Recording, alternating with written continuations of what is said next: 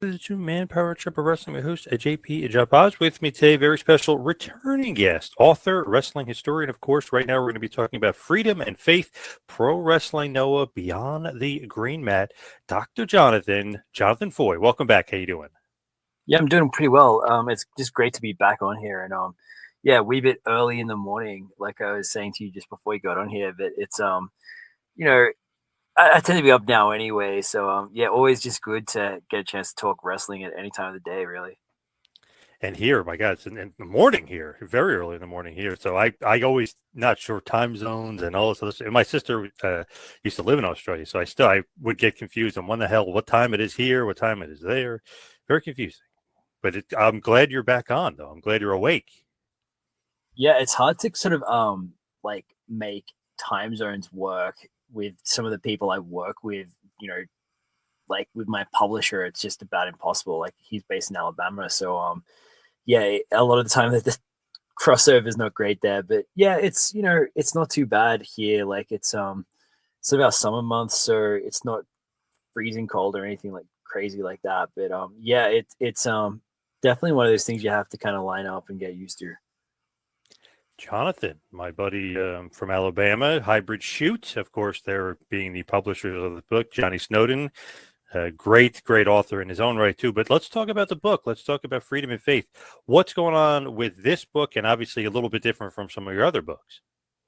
Yeah, so the latest is for anyone that's sort of pre-purchased it. We had a Indiegogo campaign. That one's out or making its way out to people as we speak. So anyone that pre-ordered the physical copy should have theirs. And yeah, this one's going from you know all the stuff that we're covering about All Japan to looking at pro wrestling Noah. And I think if you think about Noah and you think about All Japan, I think they're two companies you can't help like but think about and associate one with the other. So it's kind of like looking at a lot of material I already looked at in my previous books, but from a very different vantage point and the other company's perspective. So yeah, I think it's a bit of departure from the last ones. Hopefully people that enjoyed the last ones will enjoy this one too. It's yeah, slightly different subject matter. Definitely looking into a few other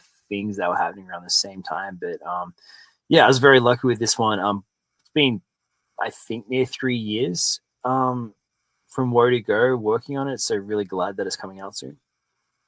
Man, I love this era of wrestling. I still have the DVDs from Pro Wrestling. No, was so into it at this point. Just because it's so interesting. All Japan was so good for so long. They had the best roster of guys. They had so much good talent. They're all great workers in their own right. And then there's a mass exodus to form Noah. So I feel like that is so interesting because, like, could that possibly happen in the States? I don't think so, but you never know here. I mean, just right, could be one of the craziest stories ever in the history of wrestling. Just as far as okay, this is a successful company, it's huge. The owner dies, the wife takes over, and then everybody leaves. Right? I mean, in essence. Yeah, and also just the kind of it's not just the wrestlers; it's also the backstage kind of people that work in the office. It's also the kind of almost the style of wrestling itself changes as well. Like you've got the kind of people that are doing the craziness of the All Japan style at that point, all leave at the same time. And Kawada sort of says, "Well, we're going to do it different direction now. We're going to take All Japan in a very different style." So yeah, very interesting times that were around this time as well. Kind of Baba passes away, Jumbo Saruta passes away. You've got a lot of people that were there for really the start of the company who are not there anymore. And yeah, that was huge. You've got all the stuff that's happening with New Japan at the time, the advent of MMA in Japan, and yeah, Noah comes along and is really this huge kind of new product, really exciting in a time when the rest of the industries looks like it's going down the tube. So yeah, I get into all that in the book about kind of they defied gravity for so long and kind of were so popular when other people or other companies weren't. So yeah, it's just a fascinating time in world history as well. When you look at it too, is that crazy that you could leave a company that was hugely successful and then somehow make it just as big, if not bigger, as almost essentially a startup, right? I mean, you're basically starting anew and becoming the biggest wrestling organization pretty much in the world at that point. Yeah, they definitely got there within about 5 years. It was pretty small to start with. Like if you look at some of their small, the shows they ran, the first two shows had about 2,000 people there, and that was in a relatively new venue out in Shinkiba. But yeah, it's still the kind of the in-demand hot new ticket. Everything's selling out for them for the first few shows, and it was a challenge though for them to kind of keep that up and keep that momentum. And it's definitely sort of one of those things where they had a bit of a rocky start in other ways, and kind of TV and stuff like that didn't sort itself out. Theoretically, they started with All Japan's TV contract, like they had that when they started, but NTV were sort of reluctant to get into it. They didn't want to get involved, so they delayed the start. And yeah, Noah definitely had to have and had to get through their own challenges along the way. It wasn't as smooth sailing as you might think, but yeah, definitely became a lot bigger than All Japan. When you look at it too, that would almost be like, let's say Cody Rhodes, Jericho were in WWE in 2018 or something, right? And then they leave in a mass exodus. They start AEW 2019. 5 years later, they come bigger than the WWE, right? I mean, that's essentially what we're thinking about here. That's not necessarily true. I'm just hypothetically saying, but Yeah, right? Isn't that kind of like basically what it would be like? it's kind of like if we look at what happened with all those guys that left Ring of Honor back in when they formed AEW in Yeah, even 2018, better. Yep. 19. But imagine then that all of Ring of Honor's talent left with them. Or yeah, you're right. I think it's close to what you said though, with like WWE, more on that kind of scale. A company that everyone knew, as far as All Japan being this kind of household name, and you had your parents and your grandparents and like whole families that would go and see the product or would watch it on TV. And that was actually kind of why Misawa wanted to start Noah. He wanted to start something new. The thing he complained about was kind of what he said was like living room wrestling, this very traditional product All Japan had. He felt like he couldn't do new things with that. That's why he started the new product. So yeah, it's definitely huge news at the time, and something that was building for a while and kind of would have come as a shock. But if you look back, there's definitely the signs that something like this was going to happen. It is crazy too. I mean, like you sell out Tokyo Dome a bunch, 60,000 people, and this is, somewhat of a brand new startup company, so to speak. But when you get Misawa, right, like how would you kind of explain to people the drawing power of him, and how important it is for him? Because obviously he's like the number one guy at that period of time. Yeah, he's kind of they described him as the star quarterback kind of guy that a lot of people backstage really looked up to, and kind of it was his leadership that was a huge catalyst for this.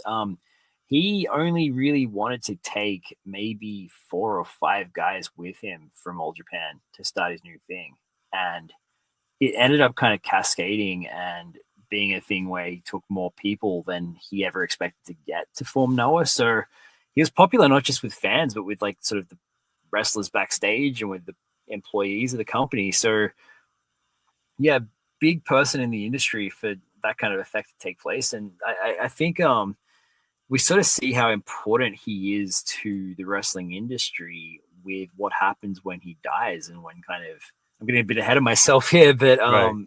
yeah, just I think he definitely had that drawing power. Definitely someone admired backstage and in front of the camera as well.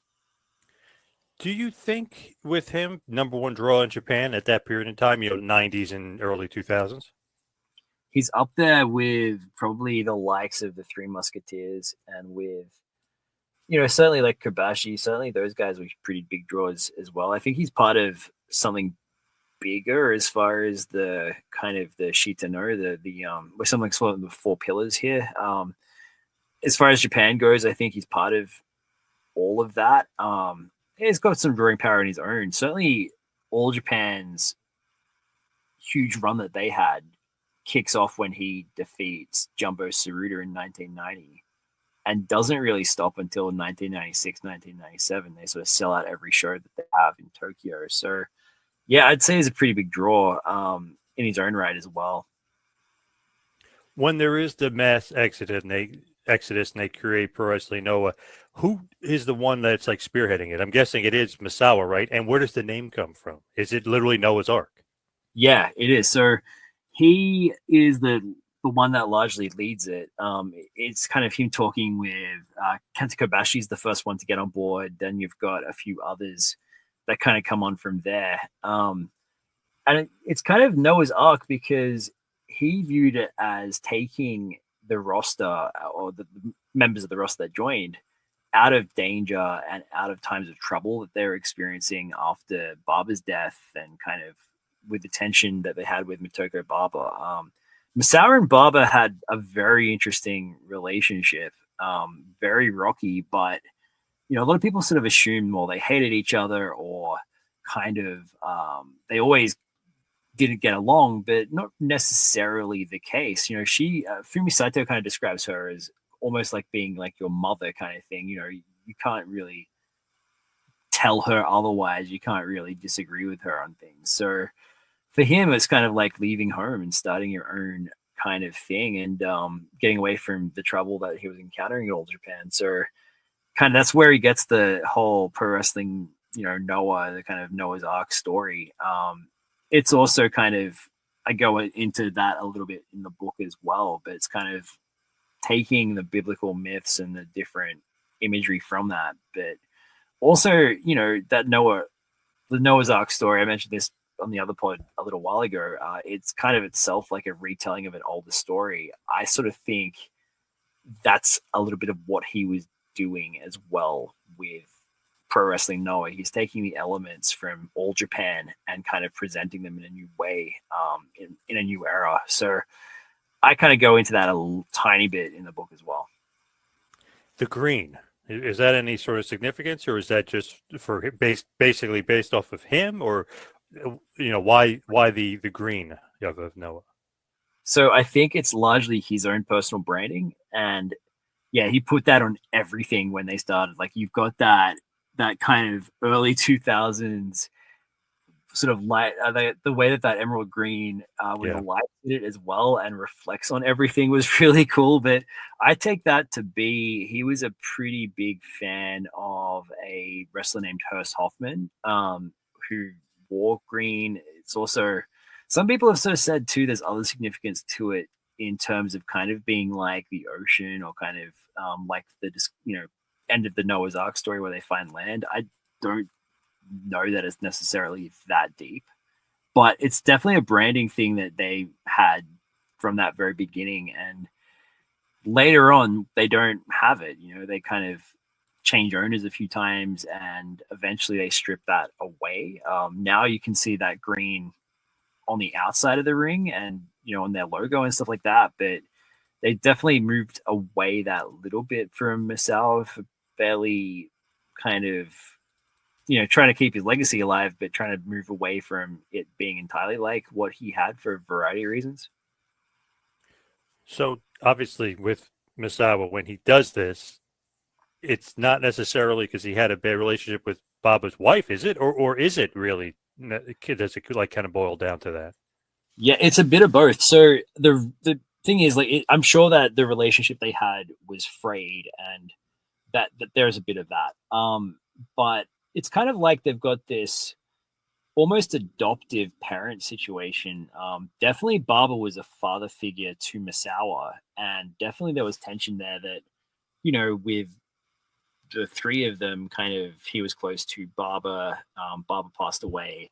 There's tension between him and Motoko. But the bigger thing here too, Motoko was largely kind of respecting and upholding her husband's wishes. He wanted All Japan to stay a particular way. He wanted it to be a very traditional conservative company, largely rely on the same stars and make new stars very slowly, generally go through the same buildings, like a lot of reliance on the Nippon Budokan. And no outside people, so don't bring in pyrotechnics or anything like that, because then you're relying on outsiders. And the pro wrestling community back then was very much this closed kind of set. So trying to make and modernize this company when he takes over All Japan as president, Misawa kind of is up against Barber again and again, and eventually just says, I can't really do the type of pro wrestling I want to do, because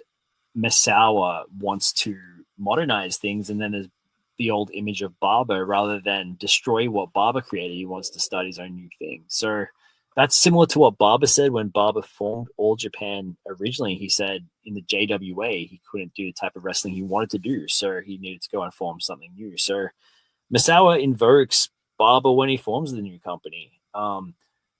It's all very interesting, this kind of repeating of the tradition and everything like that. But yeah, I think it's largely to do with he wants to start his own new thing, and he can't do that within the existing frame of All Japan, and that's plays a bigger part in the split than maybe some people realize. So with Misawa, obviously, this mass exodus happens. He does all this, and he's building it up. When do you think that he's kind of like comes into like his own, just as far as Noah overtaking All Japan, just as far as like absolutely just not dominating, but I mean they really just kind of just take over Japan? Yeah, around sort of 2003, from they have their own show at the Budokan. They have their own shows on All Japan's own turf, basically. And then sort of 2004 and 2005, they have the Tokyo Dome shows. And they've also got then the time when New Japan isn't as profitable and Noah is. So for that brief period, they're the most profitable company for sort of 2004 and 2005. And it doesn't last very long, and it's because the rest of the industry contracts in the way it does. But there's that brief kind of shining moment when Noah is the most profitable pro wrestling company in Japan and one of the biggest companies in the world at that point. So yeah, that was huge for them. I think it's around then that they kind of surpass All Japan. A lot of people forget this too. All Japan were actually drawing really well after the split. Like they had their Budokan shows sell out, and they were still running the Budokan a few times a year. But they couldn't keep that up, and it really starts to bite them come sort of 2002, 2003. Keiji Muto is taking over the company, and he has to take them through some very tough times. So yeah, it's not until then that they really overtake All Japan. It didn't happen immediately. When you're looking at it with that, how are they able to kind of sustain without that roster? I mean, Misawa was a huge part of the roster. I mean, he takes a bunch of the guys with him, obviously. Kenta Kobashi goes with him. Like, how are they able to kind of sustain without those guys? One reason that's huge is Kawada sticks around and is kind of the acting president of All Japan for a little while there, for a few months. So you've got Kawada, you've got obviously you've got the likes of Fuchi, who sticks around as well. But those are the only guys that are from their permanent roster, really, are Kawada and Fuchi, and Taiyo Kea, who steps up in a big way then as well. So you got three contracted guys, and then Motoko Baba brought back Junichiro Tenryu. So Tenryu coming back to All Japan was another big news item, and she managed to drop that right at the right time. So people are sort of coming to terms with the split and still kind of thinking, wow, is All Japan going to survive? And then you've got Tenryu back. That's a huge sort of news moment. And then you've got them working with New Japan as well. So you've got, Kawada's matches in the Tokyo Dome against New Japan guys. So with all that, you've managed to get a little bit of hype around All Japan, enough to keep it going for a little while before Keiji Muto comes into it in a big way 2 years after the split. So it's those kinds of things that keep the company going. And, it was a huge news item at the time. Tenryu returning was a big deal. He thought he would never go back to All Japan. And certainly Giant Baba swore that after Tenryu left, he would never come back to All Japan. So it's a huge news item when that happens, and that helps them a lot. That's an interesting thing too. It's like, okay, the talent obviously plays a huge role. Like who's coming, who's going. Vader at that point when he goes back to Noah, he seemed to be kind of I don't know, sparked again. It seemed like he was. I know maybe doing some more tags and things like that, but it seemed like Vader helped out. Maybe I'm wrong. Maybe I'm just because I'm a huge Vader mark. But I feel like he helped the fact that he went over there. Like I can't blame you for being a huge Vader mark. Like he's amazing. He's a big part of Noah in the early days too. Like he was both Noah and All Japan were trying to get these talents, so they made an offer to Vader to build All Japan around him if he stuck around, but he ultimately decided to go with Misawa. And he said in his book he kind of wished he had stuck around in All Japan for a little while because he probably could have still joined Noah later and made more money in the long term. But yeah, he goes and he's the one that gives them the title of the GHC, you know, the Global Honored Crown, their world title, because Misawa wanted something that sounded new and different, and that was Vader's idea was GHC. So yeah, he's a huge part of early Noah. Obviously, he's gotten on in the years at that point, and he's taken some big shots and stuff. But yeah, he's had a career resurgence at that point because of the Triple Crown and his matches in All Japan. So it's a interesting time. I always thought it was just kind of funny. It's like, wow, WWF, Vader's done. He, didn't have that great of a run. Then you look, it's like, well, they kind of booked him like crap, and as soon as he goes to Japan, he's awesome again. So it's like, wait a second, maybe he was never not awesome. They just booked him like crap in WWF. You know what I mean? It's like he still had it. He went over. They kind of WWF lent him to All Japan for the Tokyo Dome show, and I don't know if he told Fumi Saito this or if he asked someone else, but he asked backstage, he said, "Oh, do people watch WWF here? Do people watch that shit?" Because he didn't want his kind of reputation to be tarnished from what was happening to him in WWF at the time. He kind of wanted them to see him afresh and just remember when he was in New Japan, remember him from all that kind of stuff. He didn't want the memory of what happened in that company to be lingering. So yeah, he definitely has the biggest kind of what if questions on him. Like if McMahon had stuck with, apparently the plan was, if I'm remembering correctly, I don't know if this is right, but at some point he was meant to get the title.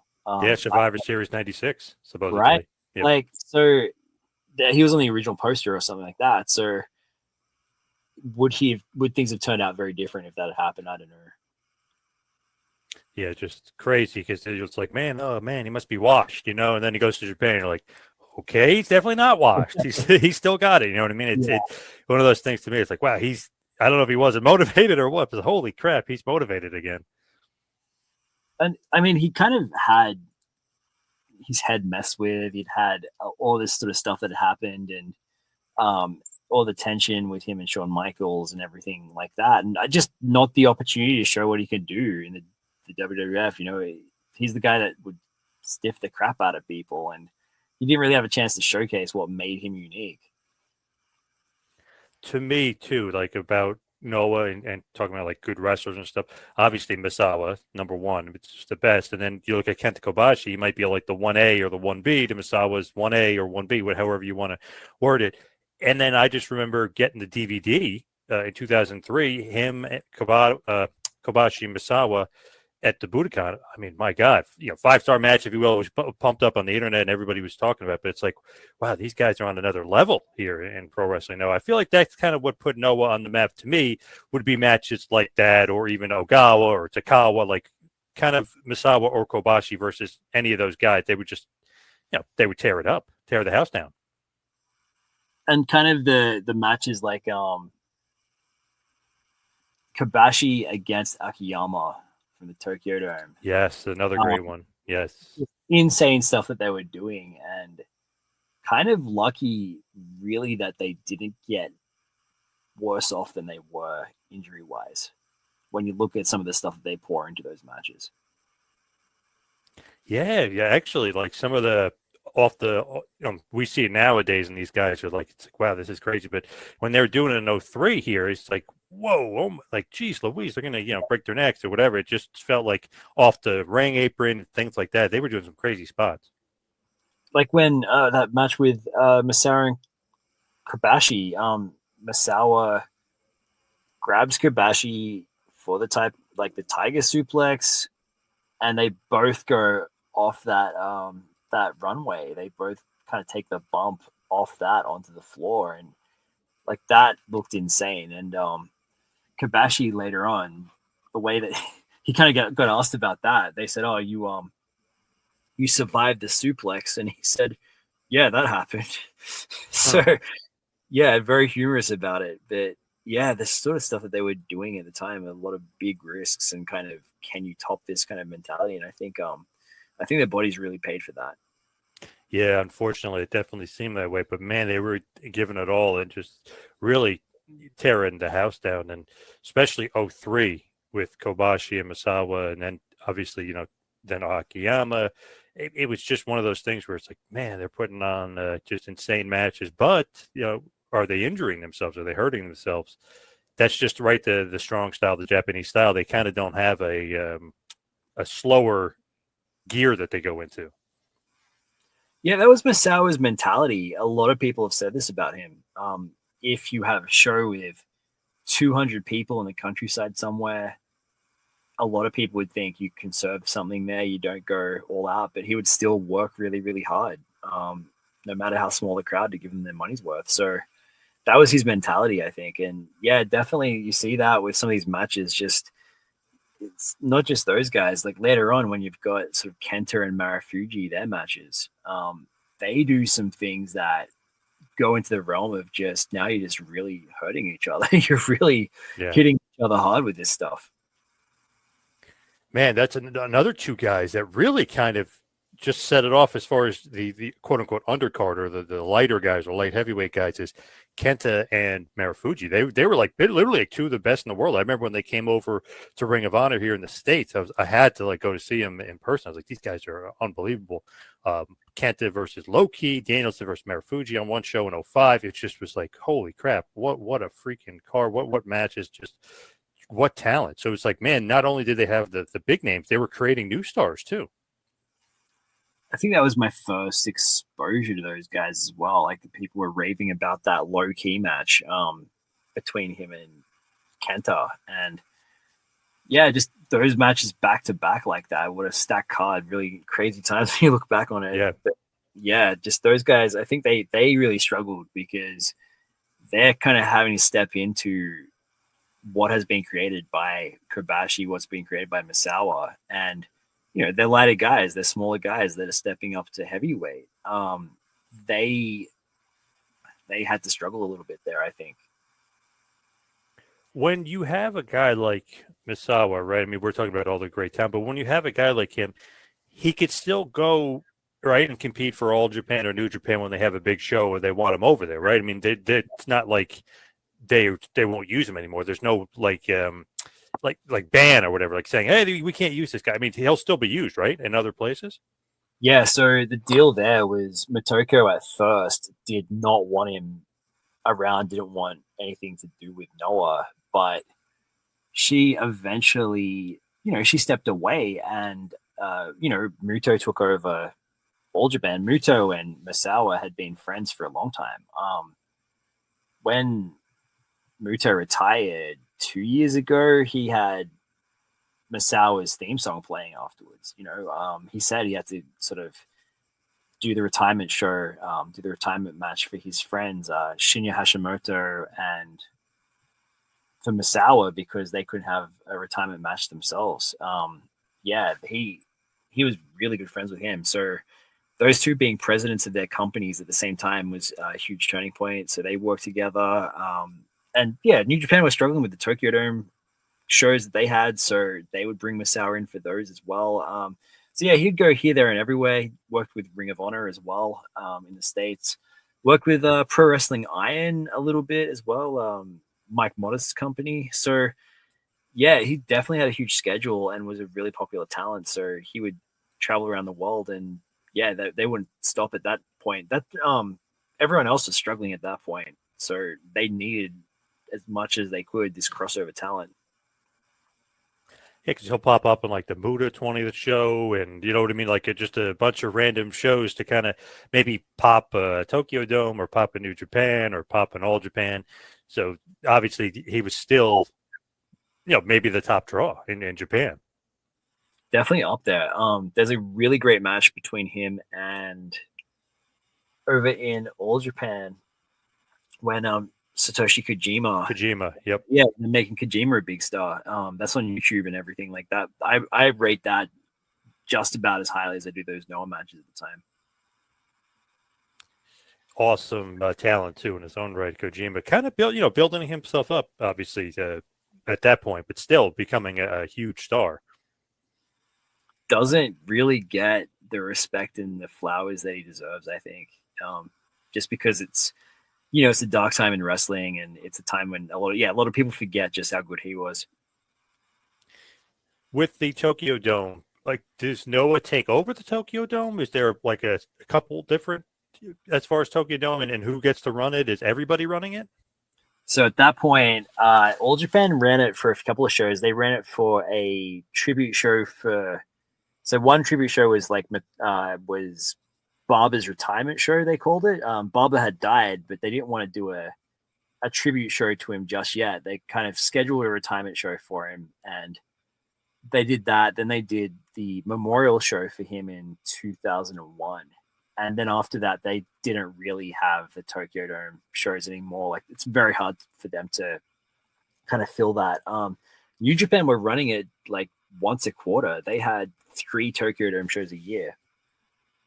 At one point, it was way too much. But for Noah, I think the deal was they got a special deal, or they got some kind of sweetheart deal where they could come in for a lower cost to run the thing the first time around when they ran that Destiny show in 2004. And after that, they weren't really expecting to get it again, but they got offered again, like this slot that was open in 2005. So Misawa kind of joked, yeah, I guess it was Destiny. So yeah, they ran it the 2 times, but after that, it kind of became expensive for them to do that, so they kind of opted out until Muta's retirement show in 2023. So they've definitely said that they kind of want to do that again at some point. They want to run the Dome, and they can't afford to do that each and every year.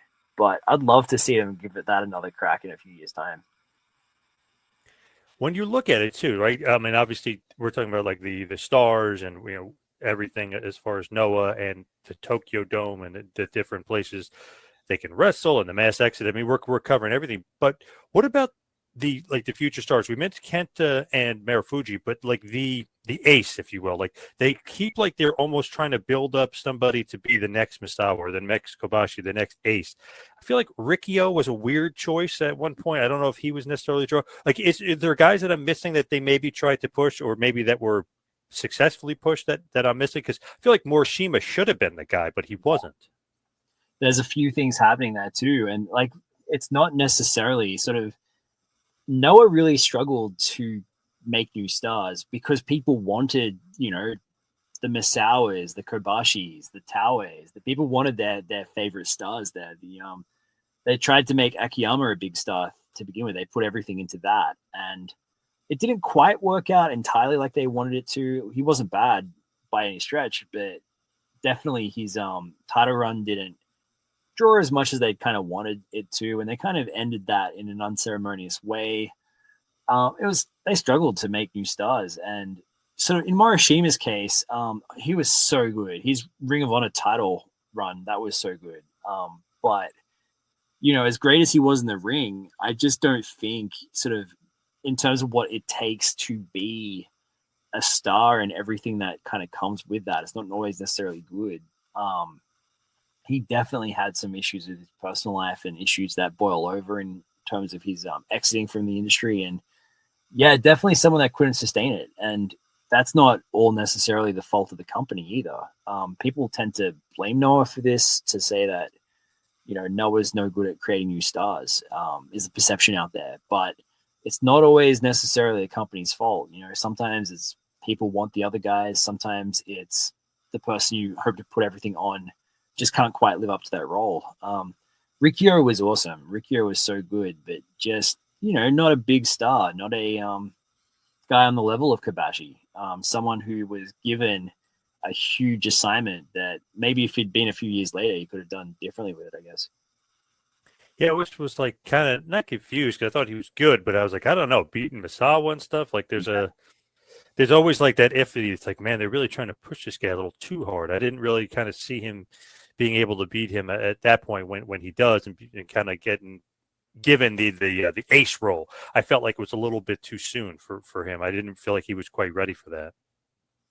Yeah, him being the one to beat Kobashi too. It's almost like that assignment. There's a big pop on the night, and kind of the people are cheering for him. But yeah, you kind of feel like that was too much too soon for him to be the one to do that. Yeah, all benefit of retrospect and all that. So Kenta and Marufuji, obviously two guys to me are like, oh, these are guys are destined to be stars. Too small though at that point, because in the 2000s, like the undersized guys weren't really pushed as main eventers necessarily in Japanese wrestling or really in the States as much. Yeah, that's been something that's changed so much in American wrestling. You've definitely got that change happens. The AJ Styles and the Daniel Bryans and people like that. That was not the normal kind of thing for the size of wrestlers back then. But yeah, they definitely had to deal with that perception. Did Kenta and Marufuji? They kind of had to deal with the perception that these are not the big guys. And definitely before that, the heavyweights were actual heavyweights. They were legitimately big guys, and they had to kind of, that was one perception they had to deal with when they had their Budokan show that didn't sell out. They kind of had the perception that these guys are kind of junior heavyweights, but I think they eventually settled into that role quite well. But yeah, they definitely had an uphill battle to kind of change the way that people perceive that. Man, he would win, meaning Marufuji, he'd win the title, he'd lose the title, but it was like, man, I don't know if they're ever really pushing these guys because they're, maybe not as big as far as physically big, but Kenta and Marufuji, I feel like maybe they're two best guys really for a long period of time. Kenta definitely got the title, in my opinion, like way too late. He got that Yeah. around, it's like 2013 or something like that, right? And he was ready before that time. I think he could have, and he definitely wanted that too. So yeah, it's definitely, yeah, you kind of question the timing. He's had a huge resurgence since. He's come back to Pro Wrestling Noah start of this year, and that's just been cool to see. Like see him really kind of demonstrate that he's not entirely washed, that he still has something to give. Yeah, again, another guy that went to WWE and was like, oh, the WWE kind of ruined this guy. Like again, like it just happens with a lot of these talents, it feels like. He kind of puts that down to, in his book, he sort of said, look, what happened was people giving him two different sets of advice. They would tell him, no, don't do that, do this. And he said it depended on who he was speaking to. The last person he spoke to was the one who was correct, kind of thing, different voices, and got him to doubt himself a lot. And he kind of doubted in himself if he had what it took to kind of be there and if he deserved it. He tells a story of how he was at dinner once. It was him, Hiroshi Tanahashi, Asuka, and Shinsuke Nakamura. So they're all sitting at the table. And he's kind of, they're going, do I belong here at this table with these stars? Like you look at all these Japanese stars and how huge they were. Is there a place for him and all that? So yeah, he's really doubting in himself if he really had what it took. And so he's kind of had to regain a lot of that confidence since. But yeah, he's definitely questioning that. He slipped on the ropes at one point there in NXT and injured himself pretty badly. He had that surgery that kind of botched and has an ugly scar from it that he really regrets. So stuff like that happened, and yeah, it just wasn't himself for a little while there. Man, what a shame too, because one of the best. I mean, he was just awesome. That crop of just that young talent, meaning like Morishima, who does win the GHC title, does beat Misawa. He's awesome. But I love Kenta, I love Marufuji. Those are the guys that I was like, man, these guys are the best. Not necessarily Rikio or whatever. I like Jun Akiyama too, but it felt like those three were like destined to be like the big stars, and it kind of didn't necessarily, I don't know, work out maybe the way it should have for all of them as far as Noah. Definitely, also with some of the tragedy that took place and some of the things that happened with sort of the death of Misawa in 2009, that to me is like a big what if. Like, had he survived, would he have been in a better position to help guide them through that? But they definitely have to make the most of really trying times, is one of the themes of the book, something that we come back to again and again, that those three in particular had to deal with tragedy. When you're looking at it, is it because of the like Yakuza stuff? Like, why do you think they start trending downhill? Or is it really because Misawa passes away in the ring? Is that kind of the ending, and or is that completely separate? Oh, it's definitely part of it. There were fans that kind of, you never want to see your stars die. You never want to be reminded that there's a physical toll to all of this. You kind of want that fantasy world of professional wrestling. And when real life kind of rears its ugly head like that, and you have the kind of the tragedy that took place, a lot of fans just up and quit. They supported the company for a short time and then kind of up and quit watching wrestling. And those kind of fans haven't necessarily come back to it either. So that was a big factor. The other one was, the company was hot up until 2006, 2007. And then after that, they lost a lot of momentum. They weren't the hot new product anymore. The kind of the times that they were in caught up to them, as far as the dark ages of Japanese pro wrestling caught up to them. And with all that happening, hard for them to sustain their popularity. Eventually, they end up losing Misawa. They lost their TV deal as well, which in Japanese wrestling, that's a big deal. That's a lot of money, and that's a lot of exposure for the product. So even though it was always on a crappy time slot and stuff like that, being on NTV was huge for them. So they lost all of that within a couple of years of each other, and that just directly led to, from there, them eventually getting into bed with the Yakuza and working with some fairly shady kind of people to sell tickets and stuff like that. So yeah, definitely a lot of ups and downs to the company's history, and things that kind of fall off for them for a little while there. I feel like the Yakuza is always something with like selling the tickets, or their own part of the company, right? I mean, there's always something with the Yakuza in Japanese wrestling, always, right? Or even Japanese MMA.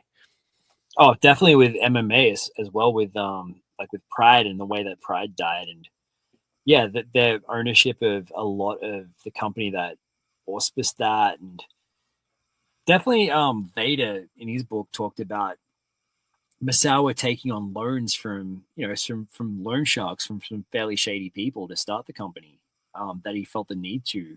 And so he was in debt, and when he passed away, a lot of debt collectors came calling and started harassing Misawa's family, trying to get that money back. So yeah, there's definitely that side to this history as well. And it's definitely not all, in the book, it's definitely not just like a squeaky clean story. There's murder at kind of points in the history of Japanese pro wrestling. There's, the murder of Ricky Dozan, things like that happen. And so absolutely, the company had the dark times that they kind of had to go through. And yeah, it's not unique in that respect as far as Japanese pro wrestling's longer and broader history goes. So with him, he had planned on retiring, right, in 2009 too. So it Yeah. was one of those things where he ends up dying in the ring, which is insanely crazy and sad. And like, man, what an awful ending. But he wanted to retire that year anyway. So was he injured? What was going on with him? In 2007, he'd wanted to retire. So he pushed his retirement back because he felt like the company still needed him and needed him in the ring. He was trying to he also really wanted to make Go Shiozaki a star and help Shiozaki get over. So they were teaming together. And what he had was an undisclosed injury that was the same injury that took out Stone Cold Steve Austin, Diamond Dallas Page, and a few others like that. It's kind of just a neck injury that he hadn't been diagnosed with. He was avoiding going to the doctor, and he was in a lot of pain by the end there. He was kind of like a lot of guys, he wouldn't talk about his injuries until he went and got drunk. And when he'd be drunk, he would tell people, oh yeah, I've got this terrible neck injury, I'm in pain. But then by the end there, he wasn't just doing that when he was drunk. He was complaining all the time. Clearly wasn't, didn't have a comfortable existence. And so he couldn't train properly. He couldn't stick with the routine he'd previously had. And by the point that he gets to in 2009, he hadn't taken the time off that he clearly very much needed. And the injury is sort of similar to what happened to Christopher Reeve as far as his neck injury went. Christopher Reeve was the first one to have successfully had surgery to save his life after that. So that kind of puts it in perspective. But yeah, just really horrific injury that he gets there at the very end. And yeah, just something that was really haunting for everyone involved. Scary, scary stuff. Just terrible stuff. And basically, right? I mean, he dies in the ring during a tag match, right? Essentially. Yeah, it was him and Shiozaki against the tag champions at the time, which were, if memory serves, Bison Smith and Saito. Saito, yeah. Man, Saito was not to blame for what happened. He was the one who happened to deliver the move at a time when Misawa should not have been taking bumps in the ring. It's not his fault at all, but unfortunately, a lot of people blamed him. He had people showing up at his house and telling him that he'd killed Misawa. He was suicidal for a little while there. Eventually, he got through it. Misawa left a note in the event and the case that, if he died in the ring, he wanted the person that had his final match to know it wasn't his fault. And that helped him get through that as well. But yeah, he retired. Was that last year or earlier this year that Saito finally retired? I feel like it was last year. Maybe I'm wrong on that, but might have been I last. used to run last year. a little bit, yeah, but he definitely felt the impact of all of that. And yeah, how could you not really? Yeah, that was huge for all the people that were in the ring with him at the time. Misawa or Marufuji retired him. So yeah, that was the end of Saito's run last year. Yeah.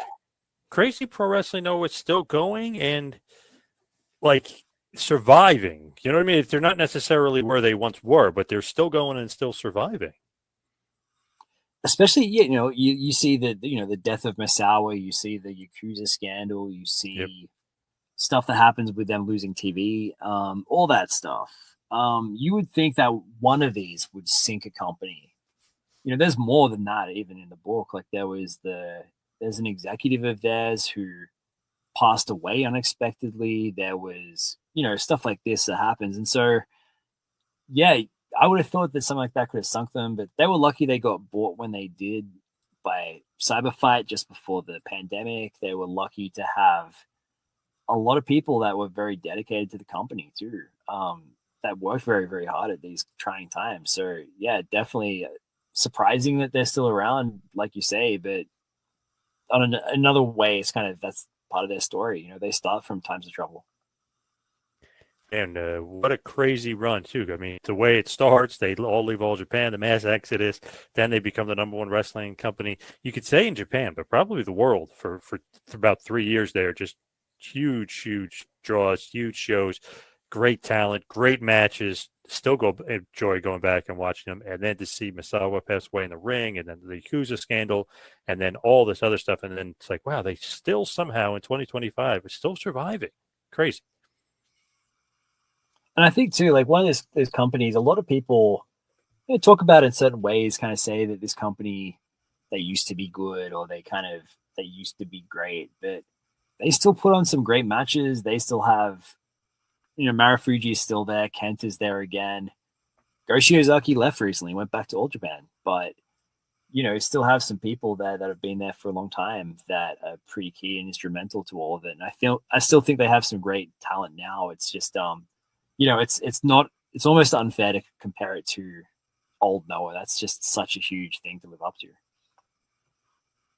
Man, and then Morishima, right? He had a bunch of health issues and stuff. So I mean, not good there as far as some of the talent that maybe they thought were going to be their big talent. Yeah, he had arthritis in his foot, which kind of, he had this retirement match that was scheduled that he had to cancel. Also, just kind of by the end, not someone they could rely on, had all sorts of other issues as well, and he just was not ready for life after pro wrestling. Just not doing well at that point, not doing well at all. and I might have mentioned this to you once before, I'm not sure, but I know I've talked to somebody about this. Morishima, if in fact this were true, he definitely could possibly be Terry Bam Bam Gordy's illegitimate son. I mean, they literally look exactly the same, except for he's Japanese and Terry Gordy is American, obviously. I mean, exactly the same body type. It's crazy. Same hair, too. Yeah. He's also really inspired by Stan Hansen as well. I think, like, he's kind of like the Japanese guy that acts in the ring like a lot of those huge, like, foreign talents. And, like, that's unique.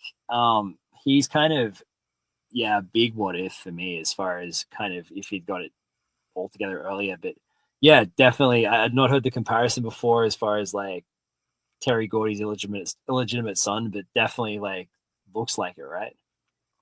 Oh, definitely. And I've made the reference to people that are friends with Ray Gordy, the son, because I didn't want to ever mention to Ray or Miranda or like say, hey, by the way, your dad might have it. But I mentioned it to friends of theirs and they're like, we've thought the same thing. So I was like, all right. I was like, so I'm not crazy. Okay. So other people have thought the same thing. I should maybe ask Richard Slinger about that because oh yes, that's he's Terry Gordy's nephew. Nephew or cousin, yeah. Yeah. Man, I haven't talked to him in a while. I interviewed him, had to be almost 10 years ago at this point. My God, yeah, he was great. Kind of an underrated name that nobody really mentions anymore, but Slinger was great. Like one of the key interviews for this book because just, you know, you've got someone who was there in like All Japan in the 90s and Noah at these key points who's quite willing to talk about this time and able to tell stories about the people he knew. Like just awesome guy. Can't say enough good things about him. There's some awesome other like just random matches I used to love, like Marvin and Juventud. Where I just talked to Hoovy about this. Marvin and Hoovy versus Kenta Marufuji. There's so many awesome Noah kind of under the radar. Slinger fits in that like under the radar kind of like guys and matches. Just so good for such a great time period. And it's funny when you look back, it's like, man, it was just a flash. You know, just a flash in time. Went by too fast. Yeah, and I don't think we really, I don't know, appreciated enough at the time to just how great all that stuff was. Like I think we had an idea that there was something big happening, but yeah, it all runs by so very quickly. So as we hit the wind down here, head towards the finish, give us a big push for the book and obviously why everybody should get it, and then just also mention where everybody can get it. So at the moment, I'm thinking it's probably going to be, I spoke to John Snowden just a little bit before we hit record. Hoping to get it out before my 40th birthday on the 13th of December. I told him like nice. I really hope to get it out by then. So that'll be available through Amazon, and I'll have the links up on my my profile at Jonathan Foye on Twitter as well. I still call it that. It's hard to call it X and to keep updated with that, but yeah, definitely Amazon will have that available everywhere. And yeah, both the physical and the ebook version. I like the physical copy myself just to get a hold of the artwork in some kind of physical form there. The internal art is really, really great with this, as far as the work that Mushkiller put into this once more. So yeah, I think that kind of as far as the story goes, Noah has a really crazy story. We've touched on it here. It's even crazier, some of the other details that we haven't gone into, and just the ups and the downs, the drama of all of that. And the question kind of whether or not they've stayed true to what Misawa wanted from wrestling, the freedom of faith, the concept that if you take responsibility for your own actions, you can do anything, and that Noah would give them the freedom to do that. Whether or not they've stuck with that, questions like that I explore in the book. So yeah, look, check that out. It should be available roughly around the 13th of December. And yeah, just really looking forward to people kind of having a chance to interact with this. If they like it, if they don't, kind of having a chance to engage with this years after I started working on it. So I think we're 3 years in from when I started this project. So yeah, just thrilled to have this out soon. To me, such a great time period in wrestling was pro wrestling. Noah, from kind of its inception, probably till Misawa passed away in 2009, but really 03 to 05 is just amazing. Just when you go back and watch, it's like, man, they were just ahead of the time, had some of the best matches, some of the best wrestlers in the world. Kind of kept you interested in wrestling when maybe, some wrestling in the States outside of Ring of Honor was not too great. So they definitely, kept my interest in wrestling, whether I had to get through high spots or from different websites and obviously tape traders and different things of that nature. But Noah kept the spirit of wrestling alive for even a lot of people here in the States that I know, because they were putting on the best wrestling in the world at that point.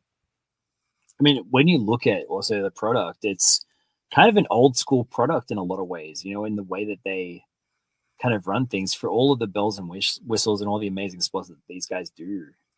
It's kind of an old school Japanese wrestling product, and something that keeps a lot of these traditions alive. So yeah, it's definitely in its way. It's done that at some key points, and yeah, it's kind of, that's one of the cool things about this, is going back and kind of revisiting all that. So Freedom and Faith Pro Wrestling Noah Beyond the Green Mat will be out soon via Amazon. Everybody definitely check that out. Where can everybody find and follow you as far as your social media accounts? So I'm on Twitter still, at Jonathan Foye. Also on Blue Sky, same handle. Outside of that, there'll definitely be some more bits and pieces of, as far as stuff I'll be putting up there, as far as other book stuff goes. You can check out my other books on Amazon as well. So those are 3 places really. What are the other books? Because we talked about them here on the show, but just to have everybody know, because not just Noah, you got some other good stuff. Yeah, so there's Ganbaru, which looked at the split from All Japan's perspective, how it was that All Japan survived the year 2000 roster split. That was my first one. And then the Muto years, which looks at the years that Keiji Muto was running All Japan. So yeah, both of those are available on Amazon. Fumi Saito and I worked on and finished recently a book about All Japan women's pro wrestling. So that one's probably coming out next year through Hybrid Shoot as well. Awesome. Love that. Always great stuff from Hybrid Shoot. Always great stuff from you. But Dr. John, thank you so much for all the time. Everybody needs to check out Freedom and Faith. Thank you, John. Appreciate all the time. Appreciate having me.